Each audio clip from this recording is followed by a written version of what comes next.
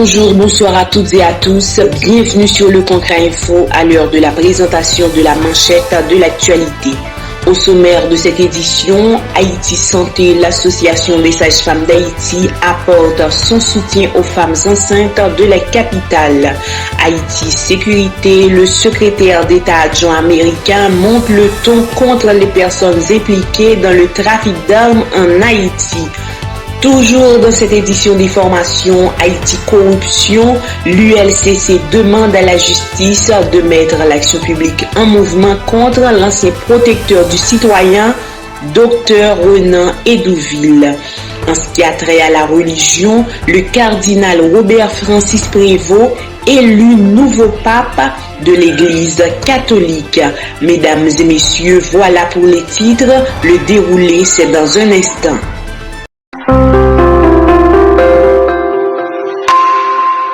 Le Concret Info, le meilleur de l'info.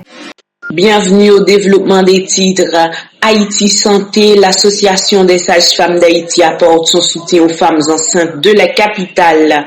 Pour marquer la journée internationale des sages-femmes, célébrée le lundi 5 mai 2025, l'association des sages-femmes d'Haïti a organisé le week-end dernier une clinique mobile à l'intention des femmes enceintes vivant dans les camps des déplacés internes de la capitale. Lors du déroulement de cette activité, dans un contexte où l'accès aux soins de santé paraît difficile par rapport à la montée des actes de violence des gangs armés, environ 200 femmes enceintes ont été diagnostiquées et reçu des soins en fonction de leur situation de santé liée à l'évolution de la grossesse. À cette occasion, la SFH a profité pour prodiguer de sages conseils aux patientes relatifs au comportement à adopter pour se protéger en appliquant des principes d'hygiène afin d'éviter toute forme de contamination. Haïti Sécurité, le secrétaire d'État adjoint américain monte le ton contre les personnes impliquées dans le trafic d'armes en Haïti.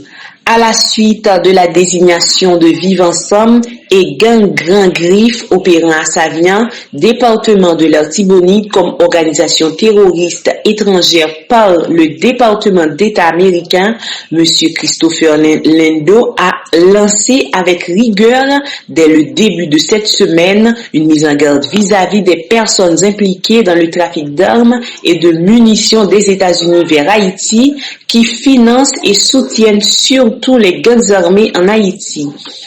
A rappelé que le président américain, son Excellence M. Donald Trump, a manifesté son vif intérêt de mettre sur pied un plan régional de concert avec l'Organisation des États américains pour combattre les regroupements criminels en Haïti. Haïti Corruption, l'ULCC demande à la justice de mettre l'action publique en mouvement contre l'ancien protecteur du citoyen, Dr Renan Edouville. Dans un récent rapport publié le jeudi 8 mai 2025, l'unité de lutte contre la corruption a révélé que l'ancien protecteur du citoyen et de la citoyenne, Dr Renan Edouville, a décaissé et détourné environ 16,6 millions de gourdes aux fins de financement de 10 voyages fictifs sur un total de 17 programmés durant les 2 derniers exercices fiscaux 2022-2023, 2023-2024. À cet effet, l'ULCC demande à la justice de mettre l'action publique en mouvement contre le sieur Renan Edouville et ses complices. Par rapport à des soupçons de corruption et de dénonciation liés à sa gestion à la tête de l'OPC, une commission a été instituée par l'ULCC afin d'enquêter sur les allégations. Aujourd'hui, un rapport d'enquête est déjà transmis à la justice haïtienne pour les suites judiciaires. De ce montant subventionné, 7,5 millions de gourdes ont été destinés à l'achat de billets d'avion, tandis que les 9,1 millions de gourdes restants représentaient le montant des per diem attribués aux différents membres de ces délégations, bien qu'ils ne se soient jamais déplacés. En outre, des documents bancaires, notamment de la Capital Bank, ont permis à la commission d'enquête de retracer 5 chèques de per diem alloués à Maître Renan Edouville pour des voyages non effectués entre le 24 janvier et le 29 novembre 2024. Ces chèques totalisent un montant 2 382 805 gourdes.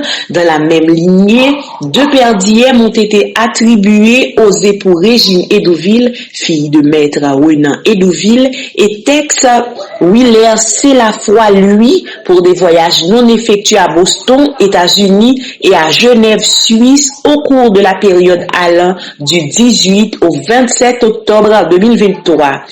Les montants inscrits sur leur compte sont respectivement de 696 000 gourdes et de 622 000 gourdes, soit un total de 2 218 000 gourdes.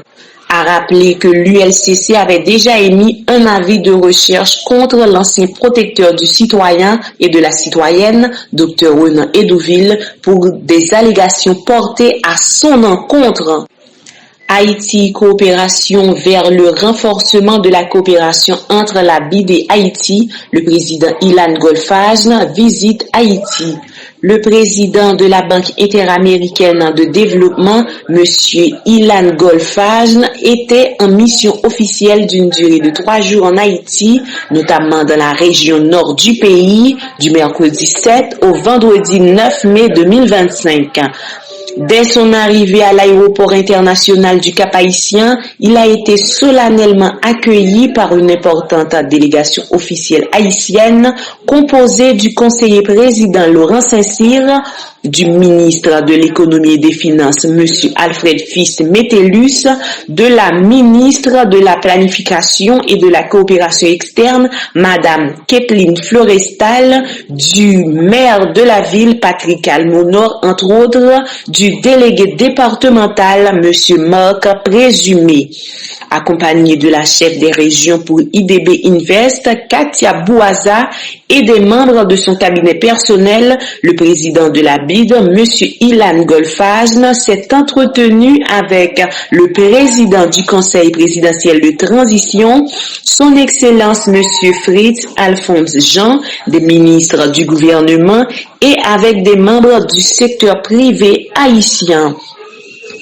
Par ailleurs, il a visité les locaux de l'hôpital universitaire Justinien du Cap-Haïtien, du parc industriel Caracol et des établissements scolaires. À noter que selon MEF, cette visite pourrait déboucher sur le financement de plusieurs projets, dont la réhabilitation des locaux de l'hôpital universitaire Justinien du Cap-Haïtien. En ce qui a trait à la religion, le cardinal Robert Francis Prévost, élu nouveau pape de l'Église catholique. Le lendemain de son élection comme successeur du pape François, le Saint-Père Léon XIV a célébré le vendredi 9 mai 2025 sa première messe en tant que chef de l'Église catholique dans la chapelle Sixtine au Vatican à Rome en Italie. Dans sa première homélie, il s'est engagé à être le fidèle administrateur de l'Église catholique afin qu'elle soit le phare qui éclaire les nuits du monde. Par ailleurs, l'ancien cardinal Robert Francis Prévost, âgé de 69 ans, né à Chicago aux États-Unis, membre de l'ordre de Saint-Augustin, a été élu à la suite du conclave où 133 cardinaux électeurs, dont l'haïtien Chibli Langlois, se sont enfermés dans la chapelle Sixtine au Vatican le mercredi 7 mai dernier. À ce grand événement mondial, des fidèles venus d'horizons divers se sont rassemblés sur la place Basilique Saint-Pierre pour acclamer avec honneur et saluer avec déférence le nouveau souverain pontife. À l'apparition de la fumée blanche dans le poêle spécial de la chapelle Sixtine, Sixtine, annonçant que le 267e pape est élu, une joie immense et des cris d'allégresse se résonnaient à Rome, ainsi que dans d'autres villes et pays qui suivaient en direct le déroulement du conclave. Aussi, faut-il rappeler que son élection a été saluée et félicitée par plusieurs chefs d'État, d'hommes politiques et d'autres personnalités à travers le monde.